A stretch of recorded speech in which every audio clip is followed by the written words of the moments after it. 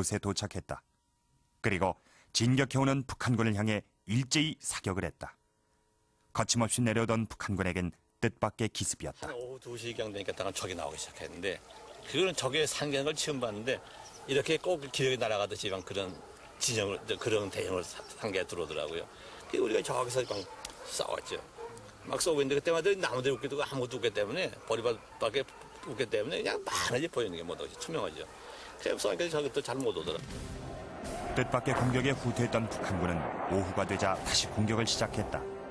하지만 이때 한국군은 이미 예비대까지 출동해 우두선 측면에 진지를 구축하고 있었다.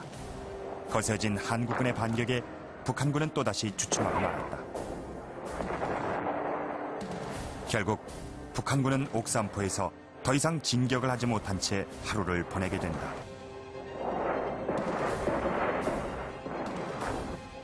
당시 북한군의 병력과 화력 손실은 막대했다.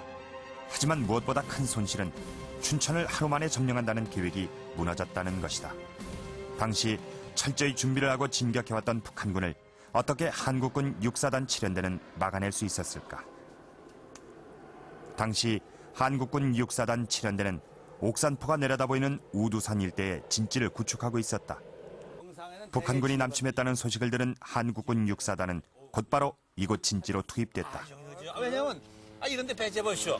가만히 있으면 어떻게 자기 몸을 적탈을 막이 이런 병정들이 소속에 이듬해 대로 포를 받으면은 이안을 받는단 말이야. 나를 보호해주는 게 있다. 그렇게 되면 병정들이 이안을 받고 그 안에 안심하고 있는데 아무런 데고 이런 데에 앉아 있어 봐요. 포다에 저기가 떨어져도 겁이 나가지고 도망간다고. 당시 7연대 장병들은 전쟁이 나기 한 달 전 사병들과 춘천 중고등학교 학생들을 동원해 이곳 우두산에 참호를 팠다. 그리고 참호의 주인을 정해놓고 실전처럼 훈련을 했다. 근데 연대장이 이 진지를 갖다가 유교나기 전에 선정을 해가지고요. 여기다 이렇게 진지를 구축했다는 건 그건 아주 높이 평가할 일이고 그게 바로 유비무환입니다. 이렇게 이틀간 옥산포를 지키고 있던 한국군은 다음날 소양교로 옮겨 방어전을 전개했다. 소양교는 춘천 방어의 핵심이었다. 양구 쪽에서 진격해오고 있는 북한군으로부터 포위의 가능성이 있었기 때문이다. 이곳 소양교를 사이에 두고 북한군과 한국군 6사단은 이틀간이나 격전을 벌였다. 당시 치열한 전투의 흔적은 지금도 소양교 다리에 남아있다. 소양교는 춘천으로 들어가기 위한 마지막 관문이었다.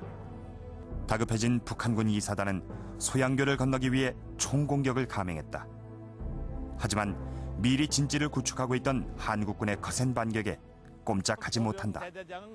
태군야감위에 죽었지만 그 사람이 보병이 막을 것도 포병이 많이 막아줬어요. 그러니까 난 그 참 포병을 우리 같이 싸운 거지만 아주 칭찬하고 싶어요. 근데 포병이 굉장히 여기 자꾸 때리니까 걔들이 머리를 못 들어요. 그냥 그것이 춘천방에 또 포병이 공헌한 건데. 실제 당시 춘천으로 진격해왔던 북한군 포로들의 신문서를 보면 포병에 대한 두려움이 아주 컸음을 알 수 있다.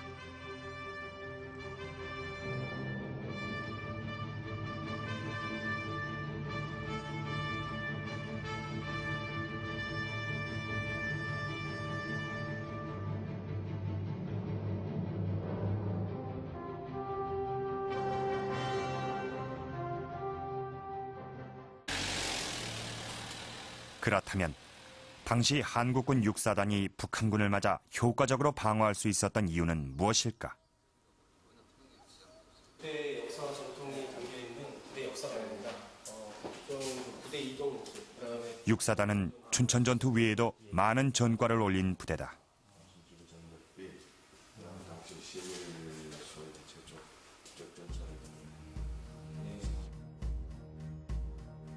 당시 한국군 6사단의 병력과 화력은 북한군에 비해 현저히 약했다. 병력은 북한군의 4분의 1도 안 되는 수준이었고 화력도 북한군에 못 미쳤다.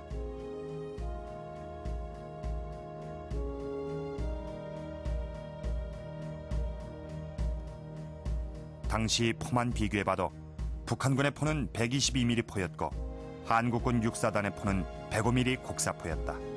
사정거리만으로도 그 성능이 2배 가까이 차이가 난다. 그런데도 한국군의 포가 북한군에게 위력적이었던 이유는 무엇일까? 포병은 다른 병과와 틀려서 제 요소가 통합되었을 때 올바른 전투력을 발휘할 수 있습니다. 예를 들어 사격지휘라든지 간첩, 점포, 측지 이 등과 같은 제 요소가 서로 유기적으로 통합되었을 때 요망하는 효과를 발휘할 수 있습니다. 이것은 평시 철저한 교육 훈련을 통해서만이 가능하다고 봅니다. 부대 수정, 부대 한발, 누락사. 부대 수정, 부대 한발, 누락사. H탄, 정역. 당시 미리 구축해놓은 방어 진지에서 철저히 실전 훈련을 했었기에 화력이 약한 포로도 북한군을 제압할 수 있었던 것이다.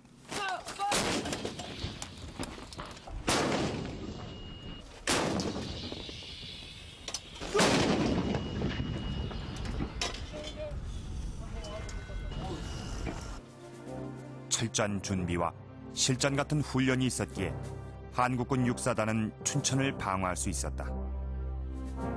그러나 한국군 육사단의 활약에도 불구하고 서부전선은 모두 허물어진 상태였다. 결국 27일 저녁엔 육사단도 후퇴하게 됐다. 하지만 한국군 육사단은 하루 만에 춘천을 점령한다는 북한군의 계획을 무너뜨리고 사흘이란 시간을 지연시켰다. 당시 한국군 육사단이 춘천을 방어하고 있는 동안 홍천에서는 또 다른 전투가 벌어지고 있었습니다. 당시 북한군의 작전 계획을 다시 한번 살펴보도록 하겠습니다.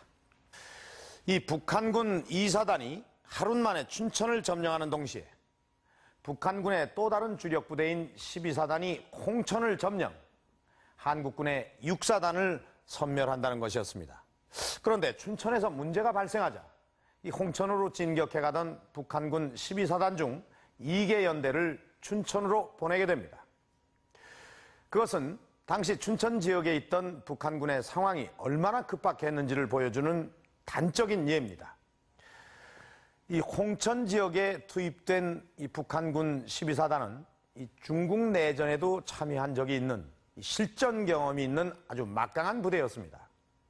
만약 이 12사단이 계획대로 홍천을 점령했다면 비록 춘천 지역에 문제가 생겼다 하더라도 한국군 육사단에는 치명적인 영향을 미쳤을 것입니다. 그런데 이 12사단 역시 제대로 임무를 수행하지 못했습니다. 홍천 점령의 임무를 맡은 북한군 12사단은 양구를 거쳐 홍천으로 향하고 있었다. 그들은 한국군 방어선을 뚫고 거침없이 내려오고 있었다. 이러한 12사단의 발목이 잡힌 곳이 이곳 말곡이다. 탱크 2대가 저기 망가졌었고 저쪽에도 망가졌었는데 몇 대 시체인지 몰라도 갔다가 뭐 다 탔으니까 형편없어요. 뼈 같은 거 재 같은 거 조금 갖다 놓고 그럼 저짝 건물 있잖아요. 거기 밭이 있었는데 밭 꼭대기다가 예? 요라고 한 30전 높이라서 이렇게 하고 그 꼭대기에다가 넓적한 돌멩이 하나씩 갖다 놓고 뭐라고 쓰고 소나무 예?